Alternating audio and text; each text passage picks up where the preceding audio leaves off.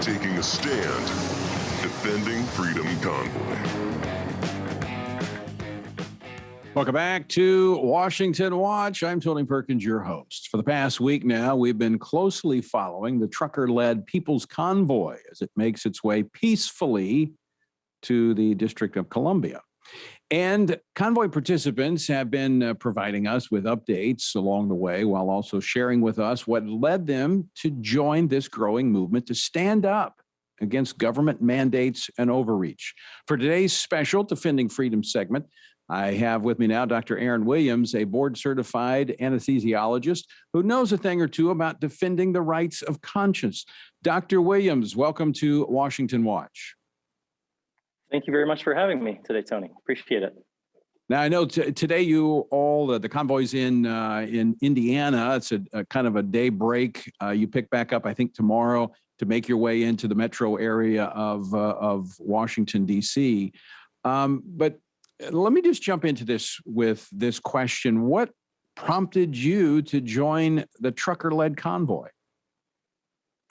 Well, I think, it's that we're all in this essentially together, and people don't always realize it, but there's so many of us, so many more, including in the medical field, that actually see what's going on and know there's a much bigger picture at play. While the details might be fuzzy at times, and depending on who you are, everyone can't read the medical studies. But that said, we can still all feel, see, and know that things aren't right, and that something is going on, and that we need to take back our freedoms because day by day, inch by inch, they're trying to be taken away. So we need to all stand together. So no matter whether we're in the medical field, we have lawyers, whether we have all walks of life, we all need to be coming together. And these truckers are helping to do an amazing thing to try to get recognition, to try to let people know that we're all out there. We're the majority. By far, we're the majority, even if they try to silence us. And us being all together just makes that movement all the more powerful to where we can get everyone to wake up and all be fighting together.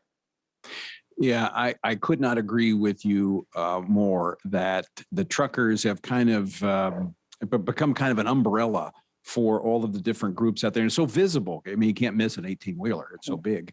But this whole convoy concept, which obviously started in Canada and spilled over here into the United States. But before you joined the convoy as this public expression against government overreach, you were actually involved in your own lawsuit defending the rights of medical personnel.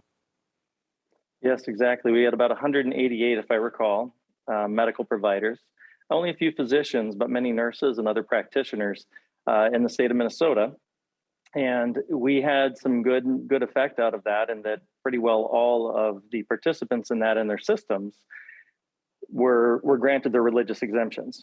And so while we ended up, losing a bit of our standing, and so we pulled back our lawsuit for a time, it did have a great effect and let them know that, we're not just going to roll over, that they can't coerce, scare, threaten us into slowly, getting on this injection schedule of theirs with this mRNA-based therapy.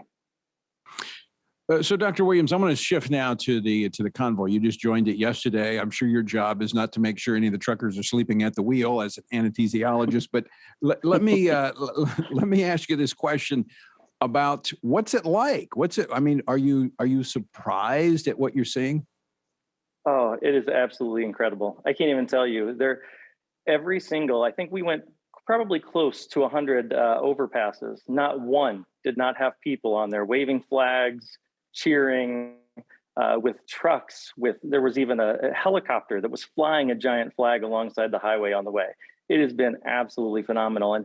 And for me, knowing kind of how much support is really out there, but it's so muted.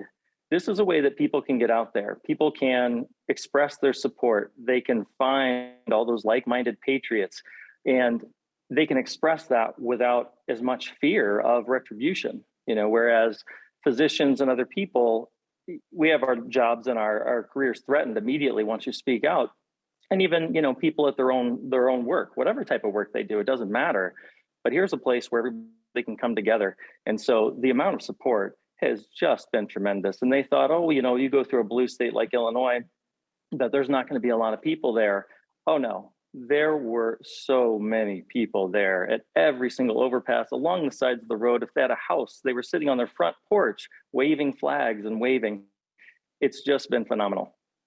And it's so encouraging because as you said, you realize you're not alone, that you are in the majority. And this is, I want to go back to something you said, because it is so important and people need to realize this. This is what's happening in America. It's muted. The mute button is pushed by the media. The media does not want the rest of America to see and experience what you have seen in the last 24 hours. Because if they did, just as you are, Dr. Williams, they would be encouraged and they would be strengthened in their stand for their rights. And the left does not want that. They are afraid of that. Absolutely. That's 1,000,000% correct. And when people start to understand that this is an illusion, right? It's an illusion that the medical field is all in lockstep, consensus and agreement with all that's going on and with the COVID narrative and with the mRNA-based injection narrative and all that. It's not even remotely true. You have many that have been out speaking and, all the different organizations and people who have been speaking here as well. And they've just been the bold and the brave and amazing, just incredible people.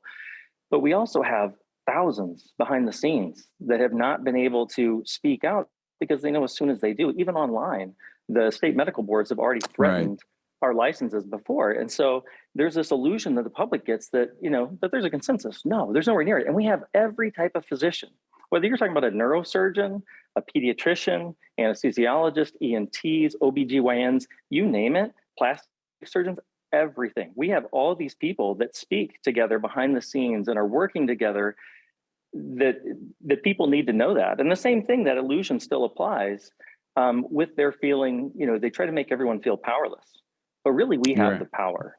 You are really absolutely right. Final question for you, Dr. Williams. We're up against a break. How long are you going to be with the convoy? Are you going to make your way all the way to the DC area? I would love to, but I have to head back tomorrow afternoon. So I'm going to stay through the rally tonight and into the morning and support, and then I'll be following along the rest of the way from home. All right, very good. Dr. Williams, thanks so much for joining us, and thank you for your stand for freedom. Thank you, Tony.